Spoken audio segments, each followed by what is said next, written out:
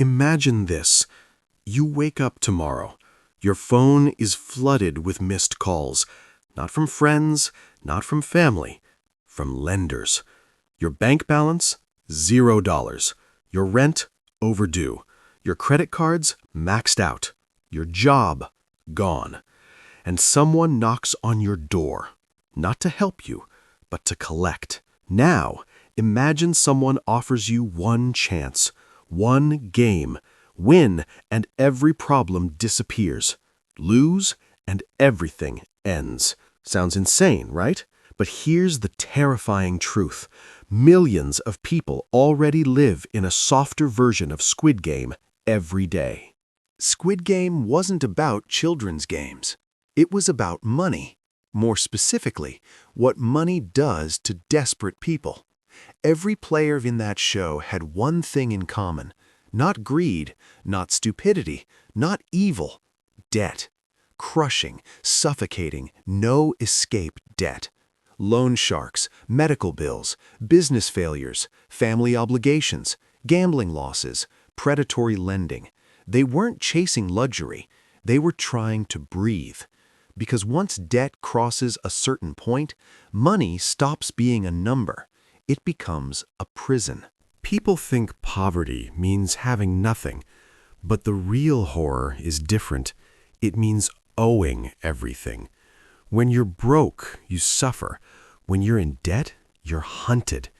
Interest compounds, penalties stack, collectors escalate, stress multiplies. And the worst part? You don't fall into debt all at once. You slide into it, slowly, quietly, almost invisibly.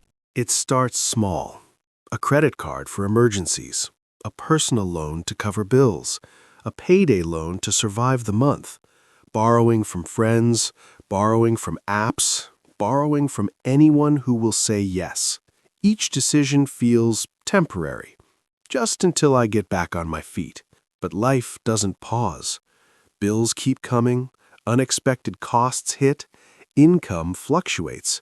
So you borrow again, and again, and again, until one day you realize your future income is already spent. Here's something most people don't understand. Debt doesn't just hurt financially, it rewires your psychology. Chronic financial stress activates survival mode. Your brain stops planning long-term. It stops thinking strategically. It stops evaluating risk properly, because survival mode cares about one thing: immediate relief. Not next year, not next month, not even next week, right now. This is why desperate people make decisions that look irrational from the outside, but from inside, they feel like the only option. If you have nothing to lose, risk stops feeling scary.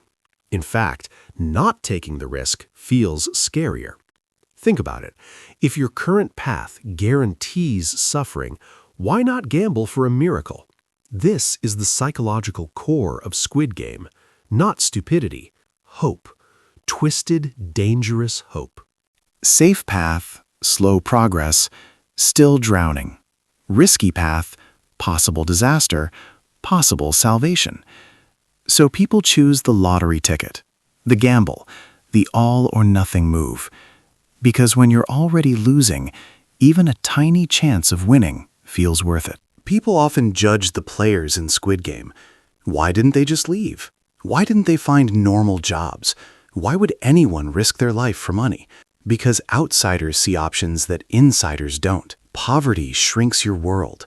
Opportunities disappear. Safety nets vanish. Mistakes become catastrophic. And the system becomes unforgiving. One illness, one job loss, one accident, and everything collapses. Extreme bets become logical when your situation is already unbearable. Incremental improvement won't fix it. Time is running out. Pressure is constant. No safety net exists. At that point, you're not gambling for luxury. You're gambling for survival. Here's the darkest truth. Desperation makes people addicted to hope. Not healthy hope, miracle hope. The kind that says, This one thing will fix everything. Lottery tickets, high-risk trading, gambling, Ponzi schemes, get-rich-quick promises. Not because people are foolish, but because the alternative is accepting permanent struggle. And psychologically, that's unbearable. In Squid Game, wealthy spectators bet on the players. Entertainment built on suffering. Sounds fictional, but look around. Predatory loans with insane interest rates. Payday lenders targeting low-income areas. Gambling industries thriving in struggling communities. Financial products designed to trap, not help. Desperation is profitable because desperate people don't negotiate. They accept terms, any terms. Debt isn't just financial, it's emotional. People hide it. They don't tell family, they don't tell friends, they pretend everything is fine because society treats debt as a moral failure, not a structural problem, not a life crisis, not bad luck, a personal flaw. So people suffer in silence until the situation becomes explosive. Remember when the players were allowed to leave?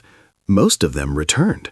This shocked viewers, but psychologically, it makes perfect sense. Outside the game, their suffering was guaranteed. Inside the game, suffering had a chance to end. It wasn't a choice between danger and safety.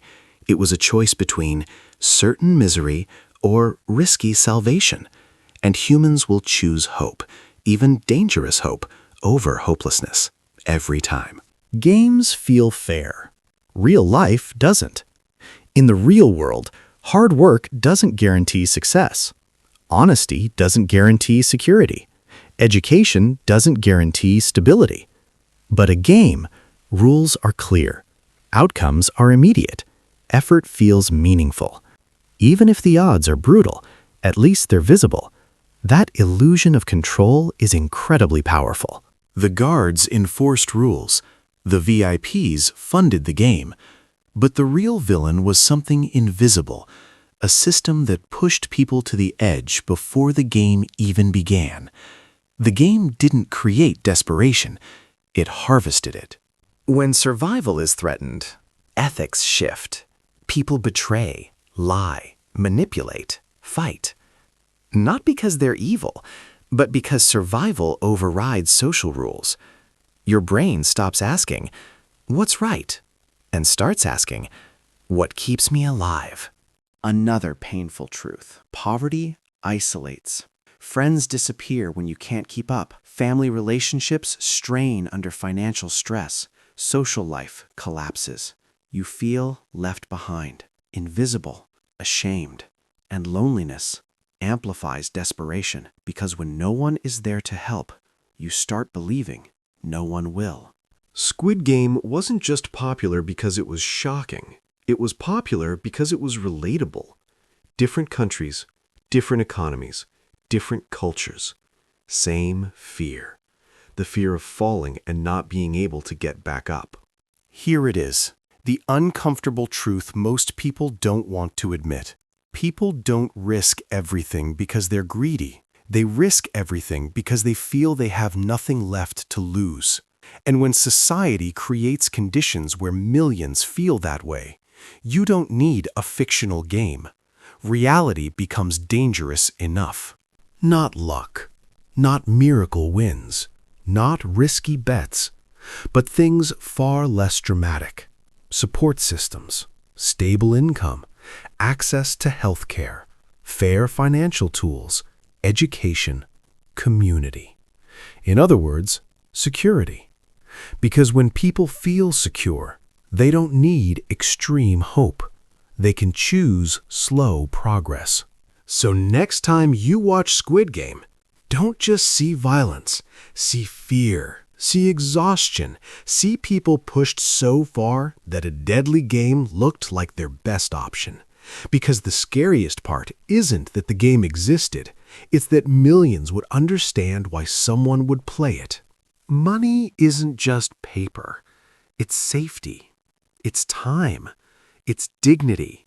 It's freedom from panic. And when people lose access to those things, they don't just become poor.